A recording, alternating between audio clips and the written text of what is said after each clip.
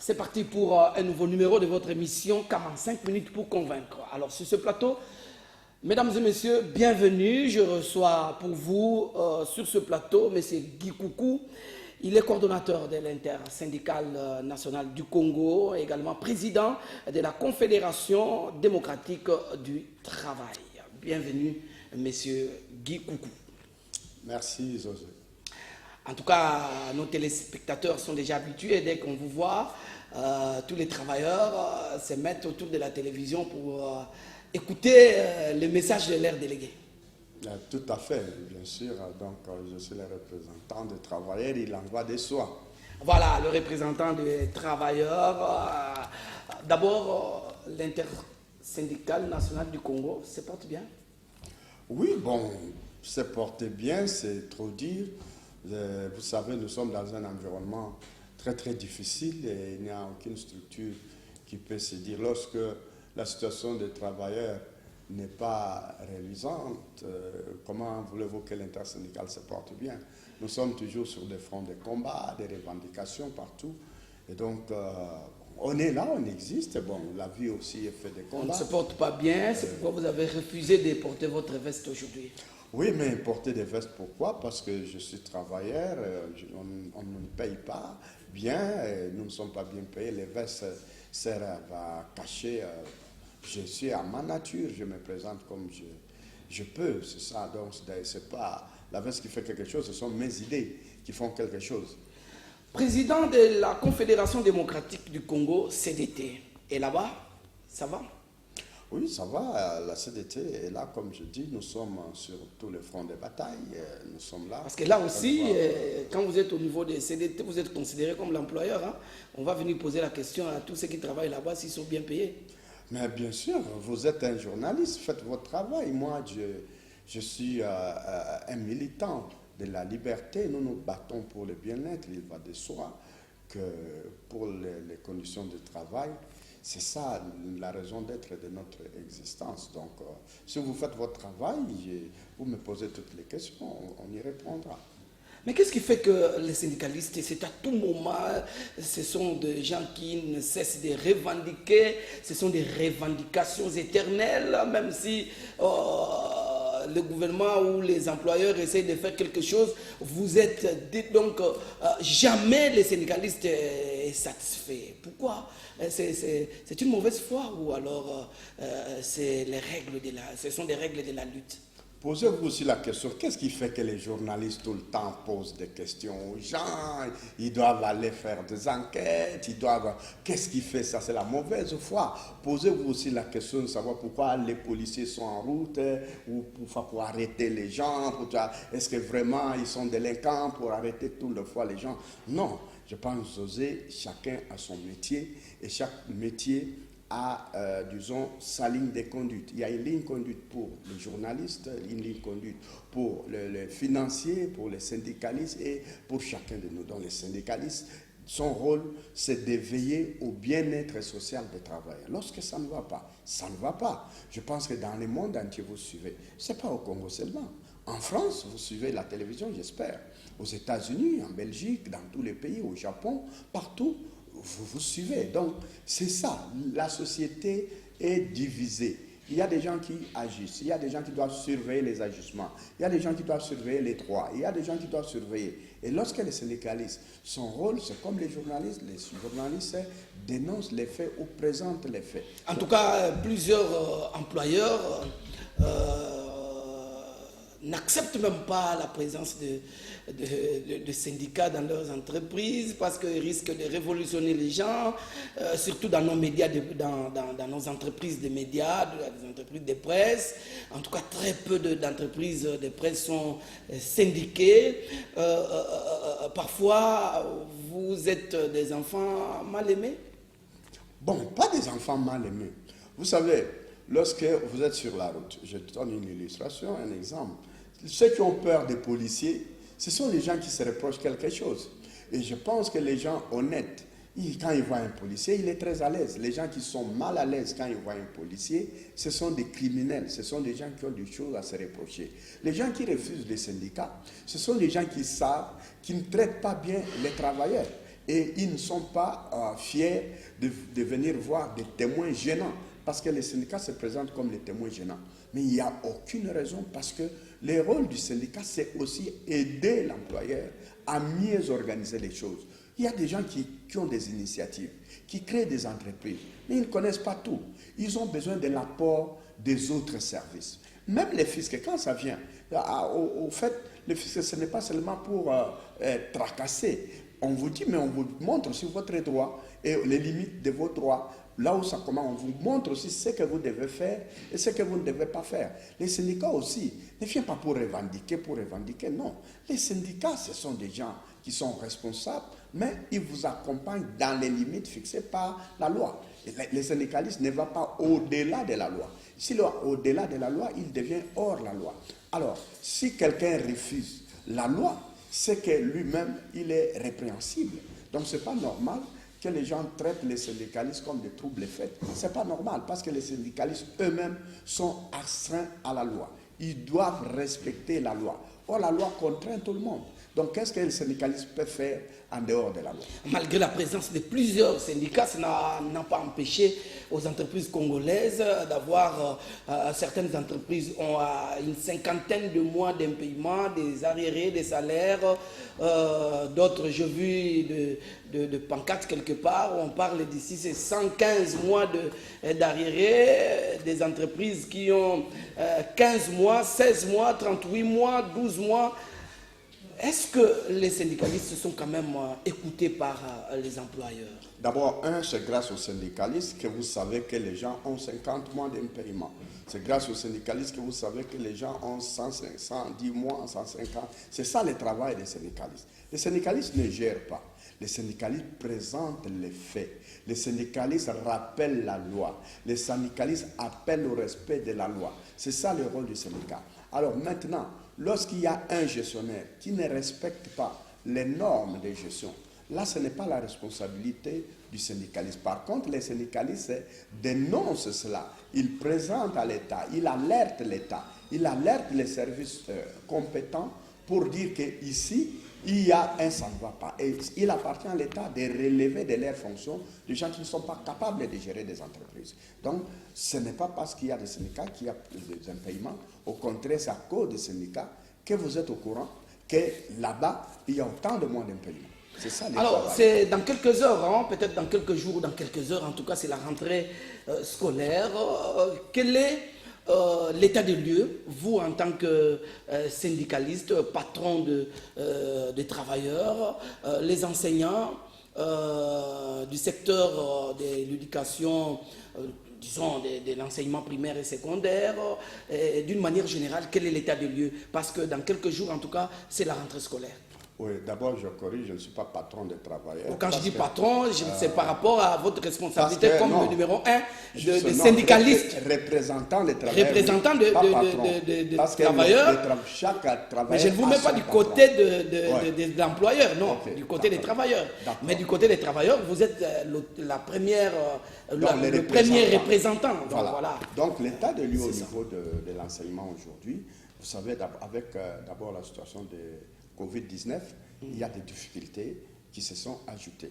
Il y a les risques de contagion et le climat n'est pas très propice, mais on ne va pas laisser les enfants pendant une année à la maison. C'est anormal, on doit faire avec. Deuxièmement, il y a aussi la situation des enseignements qu'on doit régulariser. Vous savez qu'il y a peu, j'étais ici dans votre chaîne, on a parlé de la situation de régularisation de certains travailleurs, de certains enseignants qui sont de nouvelles unités. Et même d'autres, on a déjà régularisé leur situation, mais la peine, ils ne sont pas encore payés jusqu'à aujourd'hui. Donc, toutes ces situations-là, je pense qu'il faut que l'État fasse des efforts. Je sais que maintenant, par exemple, il y a en préparation des réunions des enseignants à Bibois. Le ministre va se retrouver avec les représentants des enseignants à ce niveau-là. Tout ce que nous souhaitons est que vraiment qu'on puisse... Et ils vont se retrouver à Bibois pour faire quoi? pour examiner la situation justement des travailleurs, pardon, des enseignants et voir quelles sont les mesures qu'il faut prendre pour essayer de donner satisfaction. Mais le problème est que plusieurs listes ont été gonflées inutilement par des cousins, des voisins. Il y a même on parle des écoles fictives qui n'existent pas, mais qui reçoivent quand même des dividendes. L'argent sort de l'État pour telle ou telle autre école, mais sur terrain, cette école-là et ces enseignants-là n'existent pas. Tout ça, ça complique un peu les choses. Tout à fait. Bon, c'est le rôle justement, c'est grâce aux syndicats qu'il y a eu cette dénonciation. Ce sont les syndicats qui ont dénoncé cette situation, on fait la confusion. En fait, il y a beaucoup de responsables, de directeurs, de ministres, de sous-gestionnaires, des comptables, des secrétaires généraux du secteur qui se mêlent un peu dans ce genre d'émagouilles. Et il faudra que l'État puisse quand même assainir. Ce n'est pas seulement dans l'enseignement, même à la fonction publique. J'ai suivi dernièrement. Donc, toutes ces situations-là, c'est qu'il y a des complicités dans tous les sens. Et même parfois aussi, certaines personnes qui sont commises pour contrôler, ils vont encore en ajouter parce qu'il y a les partages d'argent. Parce que tout ce qu'on appelle fictif là, c'est quoi? C'est un gonflement du budget pour que l'argent sorte et se partage, ce reste là. Donc c'est le rôle, je pense, avec l'IGF maintenant. J'espère que l'IGF va aller partout. Mais finalement, cette IGF risque d'être débordée parce qu'elle est sollicitée partout. Comment l'IGF peut faire tout le travail que le Congolais refuse de faire par leur conscience? Mais non, l'IGF, c'est une institution de l'État justement pour le contrôle. Et il ne peut pas être, c'est ça, tout ce qui est de l'État. Tout ce qui appartient de l'État, c'est l'opérateur que l'État, l'institution que l'État, le service que l'État a mis en route pour pouvoir contrôler tout ce qui a des finances de l'État, comment l'argent de l'État est géré. Donc, ils ne seront pas débordés, ils ont un programme, c'est un grand service, ils ont beaucoup de gens. Ils étaient même, dernièrement, j'ai entendu, en train de recruter des gens. Le Congo est grand et l'IGF, c'est une grande institution qui doit se préparer par rapport à cette responsabilité. Mais déjà, on annonce, par exemple, dans les régies financières, le mois de septembre a fait beaucoup de bonus, beaucoup de progrès avec ce travail de l'IGF. Finalement, les dépenses ont beaucoup augmenté, les recettes ont beaucoup augmenté au niveau des régies financières pour le mois de septembre. Tout à fait. Mais c'est la raison pour laquelle nous, l'intersyndicale, vous savez, depuis plus de 5 ans, nous sommes en train de demander au gouvernement de réinstaller les régimes des contrôles, les régimes des inspections, des audits. Mais les inspecteurs, par exemple, du travail sont toujours là? Non, les inspecteurs du travail ne font pas des audits des entreprises. Non. Le rôle des inspecteurs du travail, c'est pour voir l'application des normes, des lois en matière du travail. Ils se limitent là. S'ils constatent, ils font aussi rapport acquis des droits. Donc, eux, les inspecteurs sont là pour veiller sur les normes, la façon dont les conditions de travail. C'est ça leur rôle. Mais maintenant, en ce qui concerne la gestion, les ressources de l'État, ils n'ont pas cette compétence, c'est l'IGF qui a cette compétence. Mais prenons par exemple la gratuité de l'enseignement, puisque nous parlons du secteur de l'enseignement. Il y a eu quand même des demandes de la communauté internationale. On a annoncé des chiffres en milliards quand même pour venir au secours de cette gratuité afin que cette vision puisse réussir. Est-ce que ces fonds-là sont déjà arrivés ou peut-être que c'est encore au niveau des promesses? Non, c'est les fonds. Vous savez, quand la Banque mondiale annonce des fonds, ce n'est pas au moment où il dit que l'argent tombe. Quand il annonce, il y a tout un processus. Parfois, ça prend 6 mois, même une année, même un peu plus, parce qu'il y a aussi des mécanismes, il y a certaines petites conditions qu'il faut remplir. Et tant que vous ne remplissez pas cette condition, même si l'argent est disponible, on ne met pas ça à votre disposition. C'est pour cela que je dis, à Bibois, c'est parmi les conditions. Les conditions, c'était qu'il faut que le gouvernement de la République puisse payer les enseignants et c'est que la situation des impayements des enseignants inquiète la Banque mondiale et demande à ce que le gouvernement donne les preuves de la bonne gestion parce que vous avez dit c'est un appui. Et la manne dont vous avez parlé, ce n'est pas des mannes. La Banque mondiale ne peut pas donner ce qui est nécessaire pour que l'État fonctionne. Non, c'est juste un petit appui. Et même cette enveloppe-là, on ne vous la donne pas du coup. Hein? On vous donne, les fonds sont disponibles, et puis on donne, on met certains mécanismes, c'est affecté, c'est préaffecté à ceci, à cela, ainsi de suite. Donc il y a peut-être des fournitures dedans, il y a peut-être une partie pour le paiement des primes pour les enseignants, il y a une partie pour peut-être réhabiliter les écoles, il y a une partie. Donc ce n'est pas que tout cet argent-là vient et s'entre directement dans l'enveloppe des payes et on paye les gens, non. Très bien. Alors, puisque nous parlons du secteur de l'éducation ou de l'enseignement en général, vous savez que c'est l'Église catholique qui a plus d'infrastructures pour accueillir les élèves qui doivent être scolarisés, surtout avec la gratuité de l'enseignement. On a vu qu'il y a augmentation spectaculaire des enfants inscrits à l'école. Mais seulement, il y a quelque chose, la dernière déclaration du cardinal Ambongo qui veut que les enseignants du primaire qui enseignent dans les écoles catholiques, qui ne sont pas catholiques, devaient dégager parce qu'il faut laisser la place seulement aux enseignants catholiques pour enseigner nos enfants. Non, vraiment, et là, l'évêque déçoit.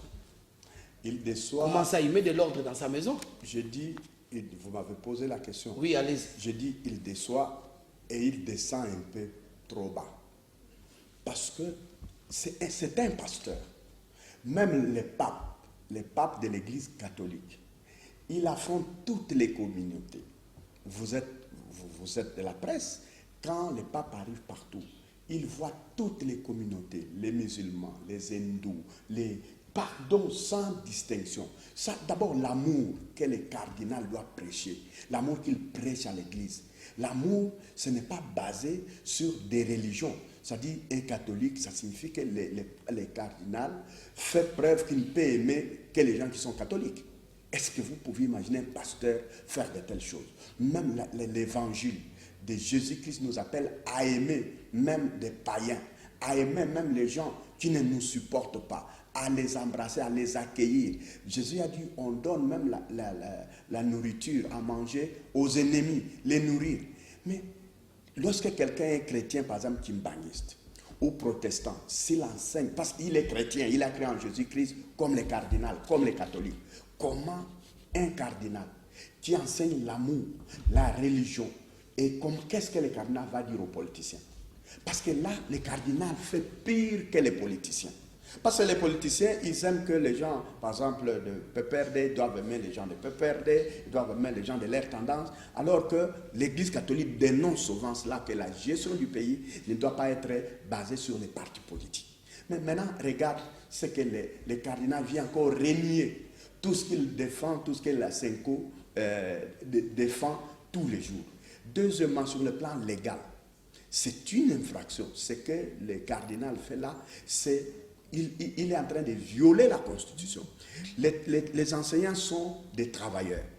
Et notre loi, que ce soit la Constitution ou le Code du travail, interdit toute discrimination en matière d'emploi basée sur le sexe, la religion, la nationalité et l'âge.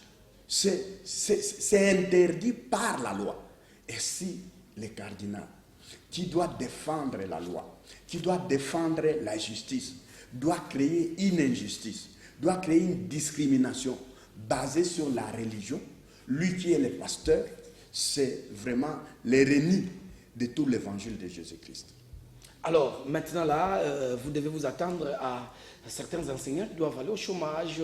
Vous qui êtes syndicaliste, y a-t-il une démarche à mener pour que ces enseignants, peut-être futurs candidats au chômage, puissent trouver gain de cause, ou bien ils doivent nécessairement se convertir, aller se faire baptiser à l'Église catholique? Non, d'abord nous veillons à ça. Le Congo n'a pas de religion d'État.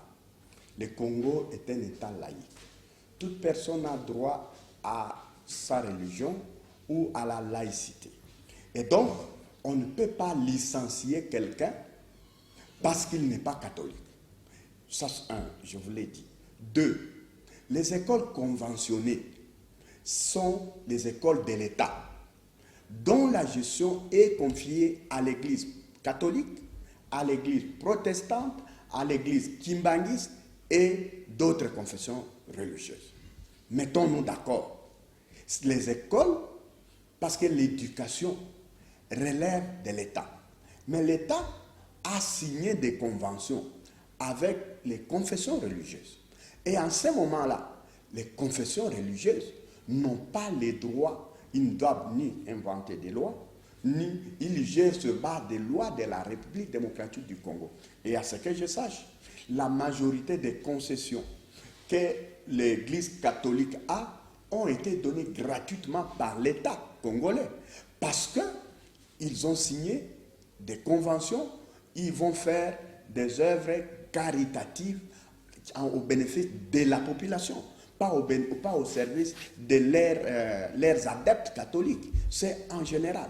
Donc je crois qu'en tant que chrétien, je suis un peu gêné, je suis un peu scandalisé de voir un évêque, de voir un évangéliste, un pasteur tenir de tels propos publiquement. Je crois que ça noie. Est-ce que vous estimez que l'image de l'Église, le cardinal peut-être pourra profiter de l'implantation de la force d'infrastructure ou la force qu'ils détiennent en matière d'infrastructure scolaire, par exemple, pour essayer d'imposer leur foi auprès de la population? Parce que tout le monde souhaite quand même aller dans les écoles. Et quand on cherche des écoles, en tout cas, parmi les écoles viables, on cite les écoles conventionnées catholiques. Non, je te dis que le cardinal l'a dit. Mais je ne vois pas exécuter ça. Je ne vois pas l'État laisser les cardinals en tout cas, le curé, selon sa propre déclaration, le curé qui est à la tête d'une paroisse qui a des écoles et qui ne vont pas obtempérer à cette règle-là, le curé sera lourdement sanctionné. C'est ce que je vous dis. J'ai dit, moi, même l'évêque, tout cardinal qu'il soit, il est soumis à la loi. Je ne vois pas l'évêque, qui est un homme de paix, un homme de Dieu, violer la loi. Je ne vois pas. Je ne vois pas aussi l'État congolais laisser l'évêque créer des scandales, des discriminations basées sur la religion, alors que cela est interdit dans notre constitution. C'est interdit dans le code du travail. Je ne crois pas que l'État va laisser les cardinals violer la loi ou s'égarer de cette manière-là.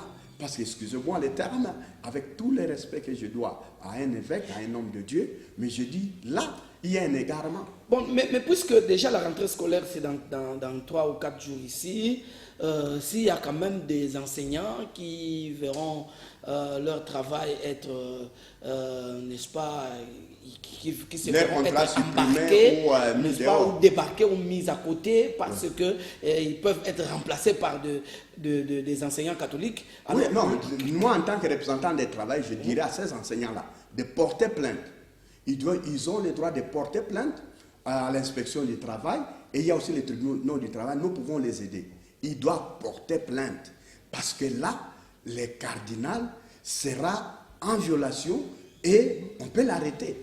On peut l'arrêter s'il viole la loi parce qu'avant tout, il est citoyen, il est dans le territoire congolais, il doit respecter les lois de la République démocratique du Congo. Ce n'est pas parce qu'il est cardinal qu'il est au-dessus de la loi. Sinon, il va donner quel exemple? Un homme de Dieu, c'est un homme qui prêche l'amour des communautés, l'amour des citoyens, la cordialité, l'amour entre les citoyens. Mais si il doit être celui qui va introduire la discrimination, les scandales dans les milieux du travail, dans l'enseignement, je crois en ce moment-là, le cardinal va porter aussi la responsabilité d'avoir divisé la communauté. Le problème est qu'il veut quand même défendre des valeurs morales et que l'Église catholique défend, n'est-ce pas, pour que ces enseignants-là puissent avoir, pour puissent être eux-mêmes à même de communiquer une bonne moralité. Et donc ces enseignants devaient être catholiques, avoir la morale catholique pour que les enfants aient quand même une bonne morale et puis demain être des bons citoyens. Est-ce que c'est mauvais? Non, je pense que ne m'obligez pas à dire certaines choses. Même à Rome, il y a des scandales. Au milieu des prêtres, sans les enseignants, sans les laïcs. Même au milieu des prêtres, il y a des scandales. Hein? Parler de la moralité, mettons cette question-là de côté, parce qu'il y a trop à dire. Ce n'est pas, il n'y a pas une seule communauté religieuse qui a les monopoles de la morale, parce que nous, on a vu dans toutes les communautés religieuses du monde, il y a toujours des scandales. Même des hommes qui portent, n'est-ce pas, il y a toujours des scandales. Donc, ce n'est pas ça. Je pense qu'il y a des enseignants qui sont plus moraux que certains pasteurs dans toutes les religions. Il y a des citoyens, il y a des simples laïcs qui sont pieux ou plus pieux que ceux qui exercent les sacerdoces au niveau de l'Église. Donc la moralité n'a rien à voir dedans. Un enseignant, c'est celui qui a maîtrisé disons, la pédagogie pour enseigner les enfants. S'il sait enseigner les enfants, cela suffit. Est-ce que l'Église catholique a une université qui forme des pédagogues? Mais toutes les écoles, mais il y a des options quand même, pédagogie, littéraire, tout ça. Mais disons les universités comme l'UPEN, c'est là où on forme les enseignants de tous les domaines. Les mêmes enseignants qui enseignent à l'Église catholique, dans les écoles catholiques, viennent pour la plupart de l'UPEN. Mais partout, non seulement. L'UPEN qui est une institution de l'État où il y a toutes les religions. Non, en fait, même vous ne faites pas l'amalgame dans vos questions. Moi, je dis ceci. La question des moralités dont vous avez parlé là, ça ne dépend pas d'une religion. Parce qu'il n'y a pas une religion qui est morale. Dans toutes les religions, je vous ai prouvé ici qu'il y a des scandales dans l'Église catholique. Il y a des scandales dans l'Église protestante et dans toutes les communautés religieuses. Il y a des scandales qui émanent des pasteurs, des prêtres, des cardinaux, de tout ce que vous voulez là. Il y a, mais l'enseignant ici, lui, c'est un métier. L'enseignant exerce un métier dans le secteur de l'enseignement. Il est formé pour enseigner. S'il maîtrise la matière pour transmettre aux enfants sa religiosité, excusez-moi si je peux ainsi dire, sa religion, ça n'a pas d'influence. N'a pas d'influence sur cela. La science. Parce que quand on l'a recruté dans l'école catholique, il y a un test. C'est-à-dire qu'on a trouvé qu'il est capable d'assumer, de donner, de transmettre la matière. Cela est suffisant. Parce que ça ne veut pas dire que tous les catholiques savent et sont meilleurs que les autres enseignants au monde. C'est faux. Donc, je pense que nous sommes au niveau de l'enseignement. L'enseignement est du secteur de l'État et l'État a signé des conventions avec les confessions religieuses pour leur accorder la gestion. Et lorsqu'ils accordent, ils n'ont pas les monopoles, ils n'inventent pas des lois, ils exercent cela par rapport aux conventions signées, mais aussi par rapport à la loi, à la Constitution. Donc, il n'y a pas... Merci bien. Une dernière question sur ce domaine-là. Gratuité de l'enseignement, est-ce que vous voyez que la RDC est à même de pérenniser cette vision pour que finalement l'école primaire ou l'enseignement de base soit réellement gratuite? Parce que si je pose cette question, il y a une semaine ou 2 semaines, en tout cas, je me suis promené avec mon fils pour la première année primaire, presque dans toutes les écoles, il n'y avait pas de place. Et finalement, j'étais obligé de le mettre dans un privé où on doit payer et des frais parfois colossaux. Tout à fait. L'État a les moyens et la capacité de pérenniser la gratuité. D'ailleurs, c'est une obligation constitutionnelle. L'État n'a pas de choix. Tout ce qu'on demande justement, c'est pour cela qu'il faut féliciter le travail de l'IGF pour que l'État ait plus de ressources et qu'on affecte. Parce que personne ne vous trompe.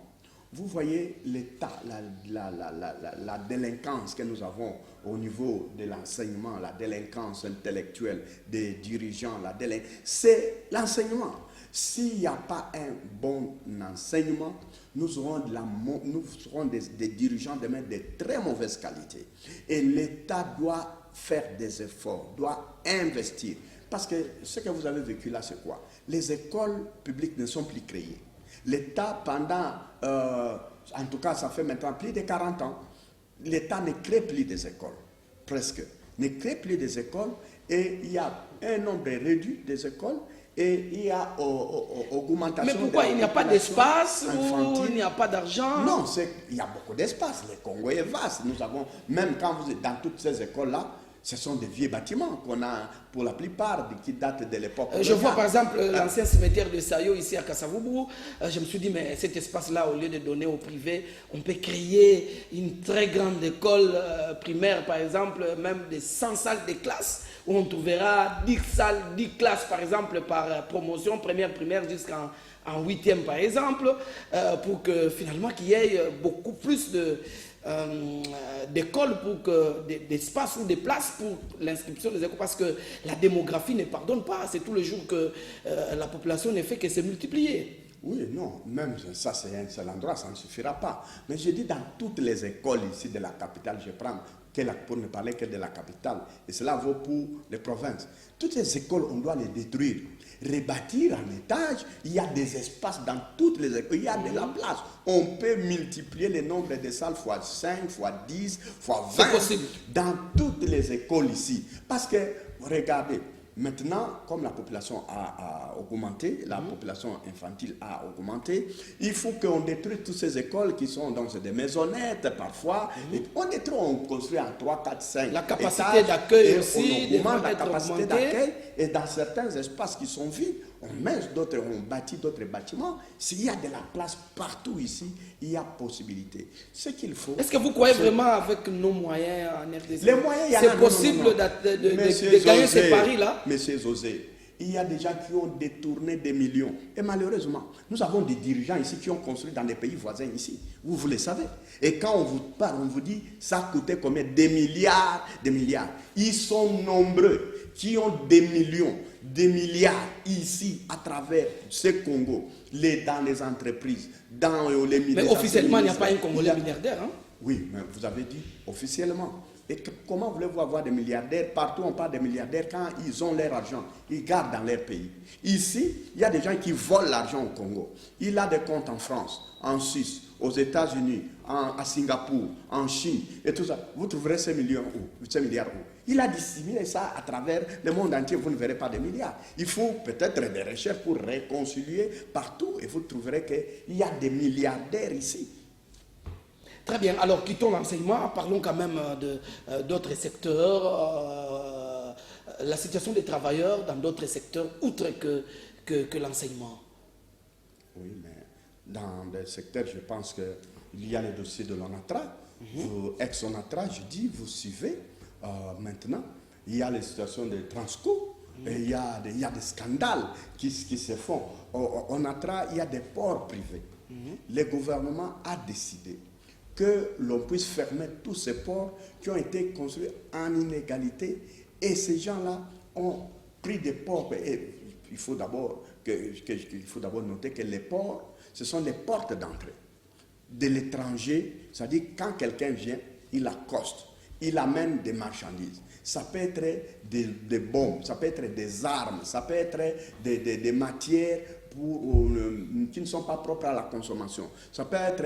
Parce qu'aujourd'hui, la guerre dans le monde entier, c'est dans l'alimentaire, c'est dans les vaccins, c'est dans tout ça. Donc, il faut que les ports soient aux mains de l'État. Les ports, surtout les ports qui accueillent, les ports des sorties et d'entrée, doivent exclusivement appartenir à l'État, comme les pistes, comment on dit, les aéroports.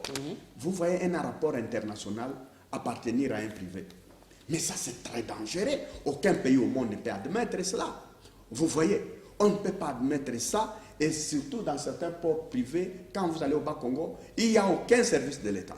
On interdit au service de l'État. Ce sont des privés. Qui interdit? Est-ce que l'État, il y a une force au-dessus de l'État qui peut interdire l'État? Mais bien sûr, monsieur, vous êtes où, monsieur José? Vous exercez votre journalisme ici dans votre bureau. Descendez à Matadi. Allez, si je mens, Faites demander à votre patron, descendez, faites des enquêtes, allez demander. Ce n'est pas loin d'ici, c'est au Congo, au Bas-Congo ici. Vous prenez un bus seulement à moins de $20 ou $30.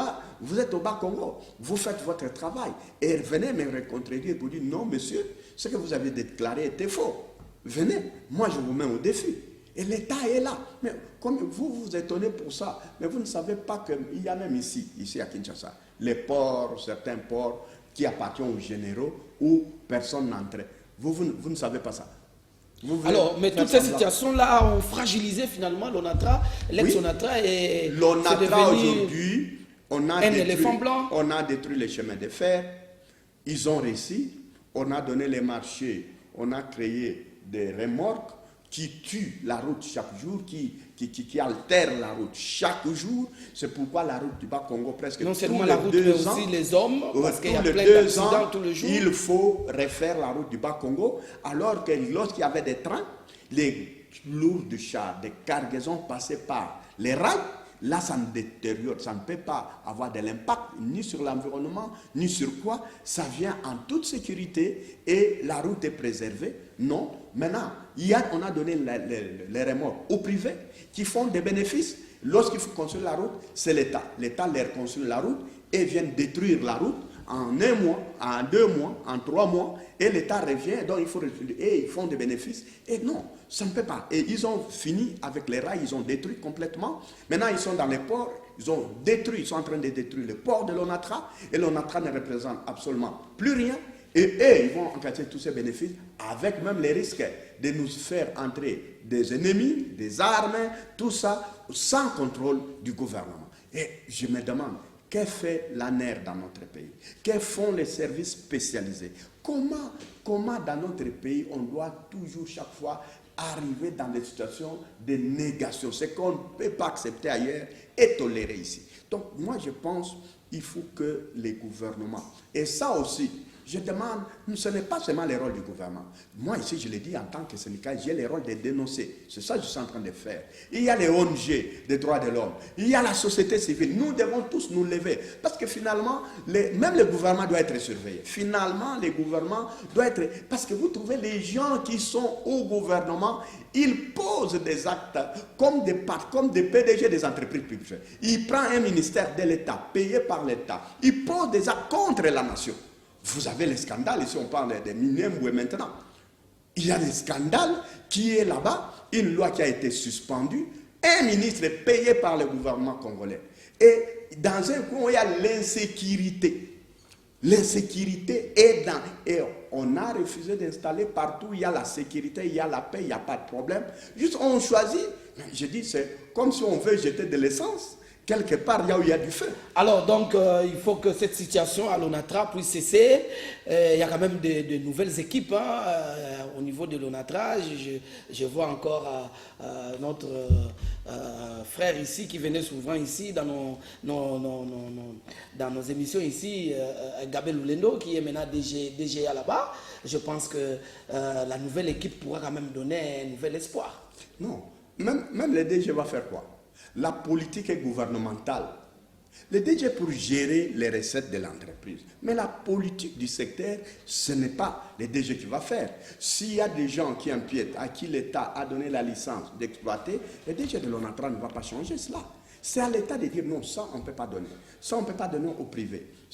Mais le gouvernement a suspendu a fermé tous ces ports. Nous avons suivi que tous ces ports privés devaient fermer au profit de l'ONATRA. Mais vous avez suivi aussi en même temps les mêmes ministres qui a été chargé, j'ai suivi avant-hier sur une chaîne de radio, les ministres qui disent qu'ils sont d'abord en commission en train de travailler, visiter tous les ports pour voir. Non, alors que c'était une suspension immédiate. C'est une suspension immédiate. D'abord, dès qu'on trouve que quelqu'un est en infraction, on arrête d'abord tout. On ne dit pas qu'il y a commission. Vous êtes en infraction, on vous arrête d'abord. Vous suspendez tout. Et puis, on contrôle quand on trouve que non, vous êtes dans la légalité, on vous autorise maintenant à reprendre les activités. Ce n'est pas l'inverse. Ce n'est Alors, pas voilà. qu'on vous laisse d'abord l'illégalité et puis après on vient vous. Mais c'est Kikoukou, nous allons quitter un peu le monde du travail pour nous intéresser à la politique. Le chef de l'État, à ce moment, se trouve à Goma, en tout cas, pour venir un peu au secours de toutes ces populations qui sont victimes, n'est-ce pas, de l'insécurité. La présence du chef de l'État dans la région, ça peut amener quelque chose? Mais absolument. Le chef de l'État est le garant de la nation. Comment vous pouvez poser une telle question?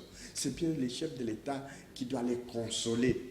Les larmes et je pense qu'il apporte même un réconfort moral. La visite du chef de l'État, je pense que vous avez vu, j'ai regardé dans certaines images, les gens sont contents et dans les calicots, vous lisez des messages d'interpellation, des messages d'inquiétude, des messages où les gens demandent au chef de l'État de trouver la solution dans certains cas. Nous voulons la paix. Nous voulons la paix. C'est ça. D'autres disent qu'il faut changer les responsables militaires qui ont fait. J'ai suivi même dans votre chaîne un reportage de quelqu'un de la société civile qui disait qu'il faut tous les chefs militaires qui ont fait plus de 10 ans, 5 ans là-bas, il faut les changer, tout ça. Donc, l'arrivée du chef de l'État... Mais pourquoi on insiste toujours qu'il faut changer des gens, des militaires qui ont fait longtemps là-bas? Ils sont devenus des hommes d'affaires? Mais vous ne savez pas, c'est pourquoi j'ai dit non, José, vous devez être quand même les journalistes de recherche qui recherchent les faits. Mais c'est à vous de répondre, ce n'est pas à moi de répondre. Ne soyez pas des journalistes bureaucrates.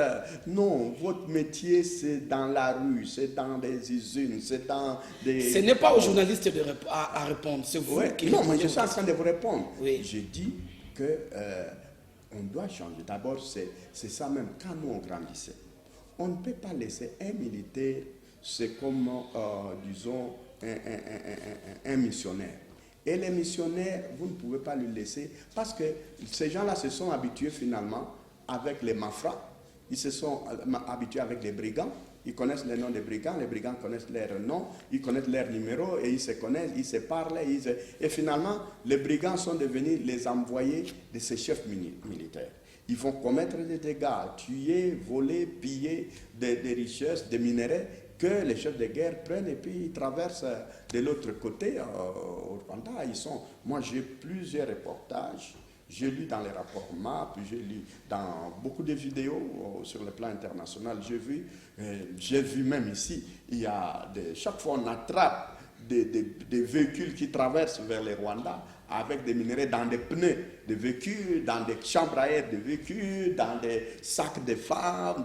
Donc là, on a organisé la prébande, on a organisé la faux. C'est-à-dire, non, c'est incroyable. On a atteint des niveaux incroyables. On a atteint des niveaux insoupçonnables. Mais il n'y avait pas seulement que de messages de joie, même si la majorité on a accueilli dans la majorité le chef de l'État avec joie, mais il y a quand même une frange de la population qui sont des militants de l'UNC et qui disent qu'ils voudraient voir plutôt le chef de l'État accompagné de Vital Kamerhe et qu'il faut que Vital Kamerhe soit libéré parce qu'il est innocent. Votre commentaire? Non, bon, c'est normal. Leur inquiétude ou leur mécontentement, c'est normal. C'est leur leader, c'est normal qu'ils s'inquiètent. Ils ne peuvent pas être contents quand leur leader n'est pas là. Mais de là, nous sommes dans un état de droit. Moi, je crois que toutes les questions de droit doivent être résolues par voie de droit. Il ne faut pas faire de l'amalgame. Lorsque vous voulez que nous arrivons dans un état de droit, nous devons nous dépasser et enlever tout sentiment. Laisser la justice faire son travail. Et le chef de l'État donnerait un mauvais exemple s'il donne les injonctions à la justice. Ce serait un mauvais exemple. Il va renier tout ce qu'il était en train de dire parce que la justice, c'est aussi un autre pouvoir. Il y a les pouvoirs exécutifs dans lesquels le chef de l'État est, les pouvoirs judiciaires aussi, c'est un pouvoir. Très bien. Un pouvoir alors, un mot quand même, parce que nous arrivons à la fin de l'émission. Vous êtes déjà exprimé sur les cas Minembwe. Pour vous, quelle doit être la solution? Parce qu'il existe un décret du Premier ministre Matata qu'il faut exécuter. Ce n'est pas quand même mal de commencer à exécuter par Minembwe. Non, j'ai suivi M. Kambere, qui est d'FCC, qui était aussi membre du gouvernement à l'époque, je crois. Il a dit que ce décret était suspendu. Ce décret était suspendu. Et même s'il ne l'était pas, moi je crois que par sagesse, vu ce qui se passe là-bas, tous les jours, il y a un problème entre les communautés. Il faut d'abord travailler la communauté. Mais c'était dans le cadre de la caravane de la paix pour que finalement que toutes les communautés vivent en paix. Il y a le ministre de la Défense qui est passé, accompagné du ministre de la décentralisation. C'est question que les minorités ainsi que les communautés majoritaires se sentent ensemble. C'est comme ça que ces choses-là se sont passées dans ce cadre-là. Oui, vous savez, nos communautés sont divisées par les politiciens. Ce sont les politiciens, justement, les faits. On aurait peut-être, si on avait laissé un bourgmestre ou le gouverneur aller installer ces choses, peut-être que ça n'allait pas prendre une telle ampleur. Mais les faits, vous avez déjà vu dans ces pays, vous existez depuis beaucoup d'années, je pense. En 30 secondes, parce qu'on est à la fin. Avez-vous déjà vu un bourgmestre aller être installé par les membres du gouvernement dans ces pays depuis l'époque de Mobutu? Jusqu'aujourd'hui, avez-vous déjà vu les membres du gouvernement, un ministre, aller quitter, traverser des provinces pour aller installer dans un village un bourgmestre? Vous avez déjà vu ça? C'est ça aussi. Il y a des actes, certaines choses qu'on fait qui provoquent, qui suscitent. Alors la solution, en un mot? Donc en un mot, je crois, cette question-là doit être explorée avec, je pense, la sagesse du chef de l'État. Il faudra qu'on puisse, si l'arrêté a été suspendu, il faut suspendre. Et les communautés sont en train de se déchirer. Il ne faut pas créer d'autres situations qui vont exaspérer, disons, la situation qui est déjà pourrie. Je crois que nous avons besoin de la paix et toutes les communautés doivent être préparées et travailler pour cette paix-là. Voilà, c'est avec ce mot de la paix que nous mettons un point final à cette émission. Merci mesdames, merci messieurs, au revoir. Merci.